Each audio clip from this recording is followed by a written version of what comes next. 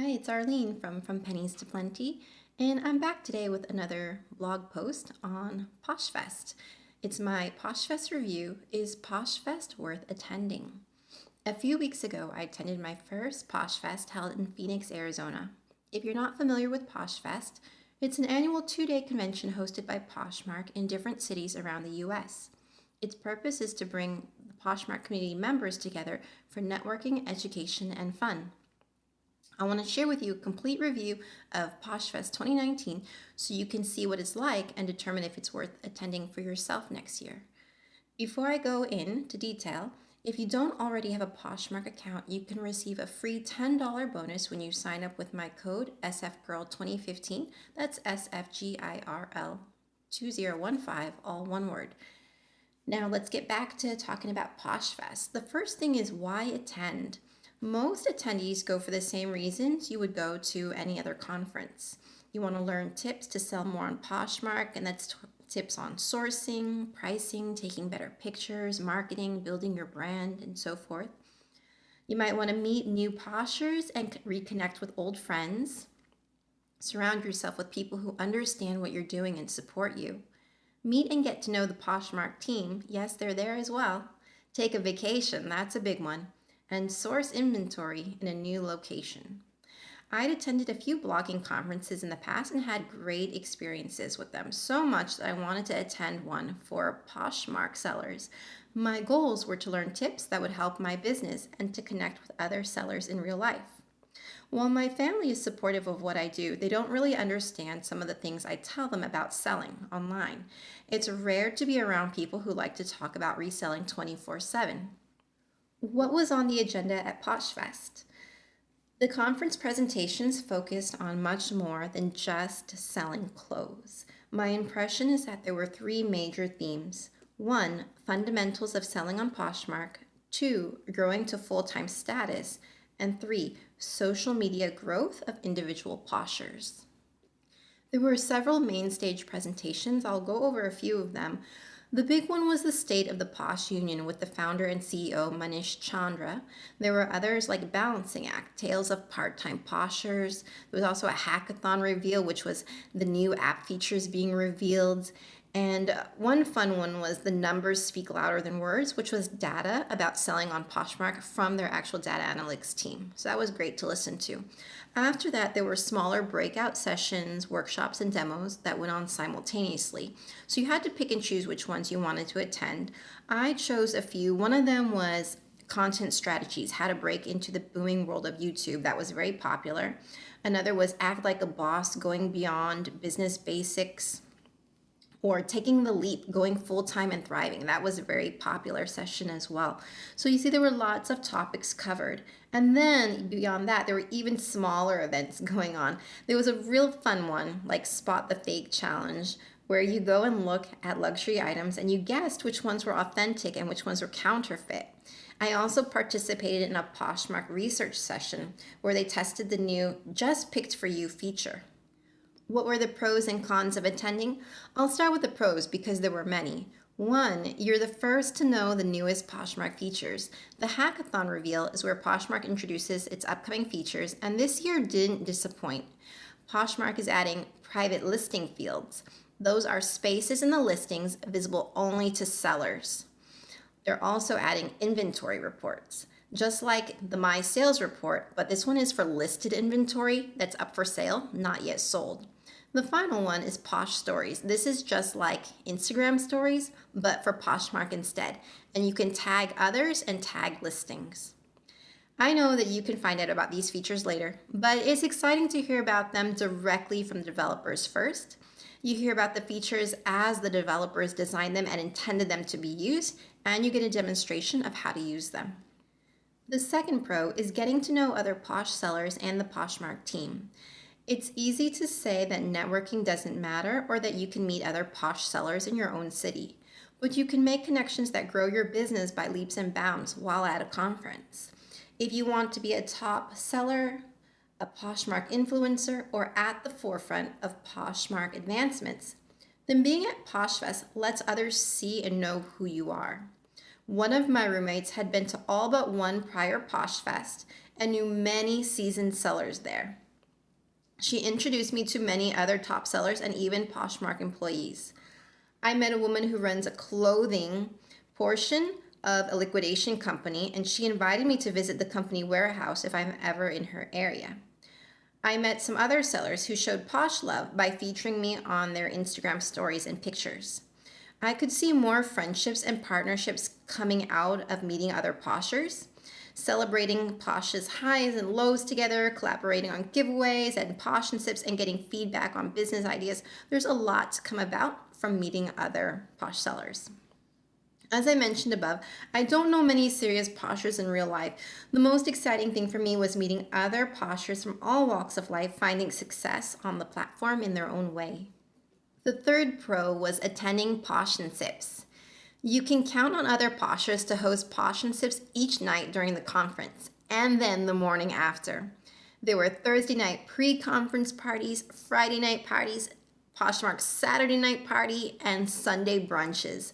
Since this was my first time attending, I didn't know they were going on until about a week before the conference. I hopped onto the PoshFest Facebook group and bought tickets for $20 each for the two that I attended. And I got them from people who couldn't attend anymore. I thought $20 was reasonable as they came with goodie bags for the first 50 to 100 attendees. They came with a drink ticket, food, giveaways, and lots of socializing. A bonus was that Manish and several Poshmark employees attended the Posh and Sips as well. A fourth pro was that you can thrift shop with others. Many people took to the thrift stores and discount stores in Phoenix, where I've heard that low-cost inventory is plentiful. My roommates arrived on Thursday early, connected with other women via social media, and went thrift shopping with them before the conference even started. I've heard that the discount store Last Chance is one of the best places to find inventory for your Poshmark closet. A lot of Poshers rave about the one in Phoenix. And unfortunately, I had planned a tight schedule for myself around the conference, so I didn't get to check it out for myself. But if you attend PoshFest in the future, take a look at the thrift stores in the area before you plan your travel, and add in some extra time and maybe an extra luggage to shop in that city. A fifth pro is to focus on growing your business beyond the basics. I was happy to see that several of the sessions covered more advanced topics for building a business, such as branding and marketing. I attended some which had great information, like write down your standard operating procedures, make a manual of how you run your business so that you can easily teach someone else when you start hiring help. You can also analyze where you can improve in time management and expenses that way. Another was to set aside a percentage of your profits for taxes, and think about your brand. Your brand is about your customer, not you. Now let's get into the cons. Number one is that you might not learn a lot at PoshFest. The main critique I heard about past conferences is that it's great for socializing and fun, but you don't learn much, at least not enough to justify the cost of attending. It's possible that you might leave without having learned much more about selling. If you're a new seller, every panel or breakout session might be educational, but if you're a seasoned seller, you probably know most of what was covered in the sessions. Sure, you might learn a new thing or two, but enough to say that it fundamentally changed the way you do your business? Probably not for most experienced sellers. The other point I should make here is that how much you get out of PoshFest also depends on how much you put into it. If you spend your time actively networking, picking people's brains, utilizing the conference content to improve your closet, using the content to grow your social media, and so forth, then you might find that it does pay off. For me, I was excited to have the overall experience of attending. I didn't plan or expect that it would directly translate to increased sales, although I will be happy if it does. I met some wonderful people, had some lucky breaks, learned a few things here and there, and had a fun time. That was enough for me to make it worth it. The second con is varying quality of information. The breakout sessions were hit or miss, in my opinion, because they were short, at about 30 to 40 minutes each, with multiple panelists speaking. They couldn't be that in-depth in their content, in their current form. There were some good tidbits of information here and there, but also a lot of superficial information. For example, my friend and I attended a breakout session about full-time selling at different time slots. I felt a lot of the information was common sense or easy to learn from an online search, like create a daily schedule, determine what amount of profit you want to reinvest into obtaining more inventory, and setting financial goals, which is absolutely a must if you rely on selling for a living. During the session she attended, she said that an attendee asked for advice about saving for retirement funds and obtaining health insurance once self-employed. She said the panelist said that those were good ideas, but didn't or couldn't provide more information than that. My friend actually educated a panelist about her options for retirement funding after the session was over. It's not the panelist's fault for not knowing things like this, like retirement options for the self-employed. I didn't know those things either when I started working. It's expected that the panelists are knowledgeable about some things and not others, but that presentation is not as helpful as it could be for the attendees. I would have loved to have seen breakout sessions in the form of presentations led by experts. So each session would be packed with lots of information, concrete takeaways, actionable steps that attendees can implement the minute they leave each session. It could be led by a Poshmark employee or even a seller like you and me, but their goal is to teach as much as possible given the short amount of time. And then after the presentation would be a perfect time to bring out multiple panelists for additional comments and Q&A. I felt that the best breakout sessions were actually the ones led by Poshmark employees because they are the experts.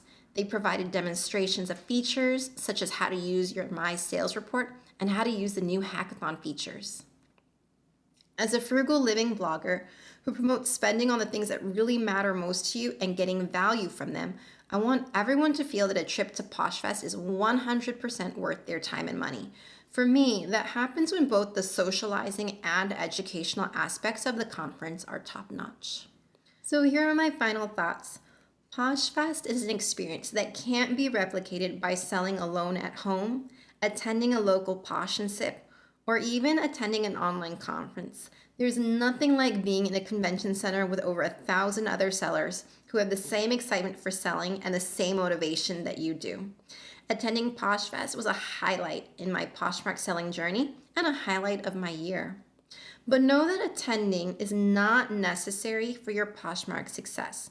Many people are successful on Poshmark without ever having attended a PoshFest. I'd recommend it only if it's in the budget and something you really want to do. I plan on attending next year. Now I'm just waiting to find out where it is, and it will be even better if I see you there.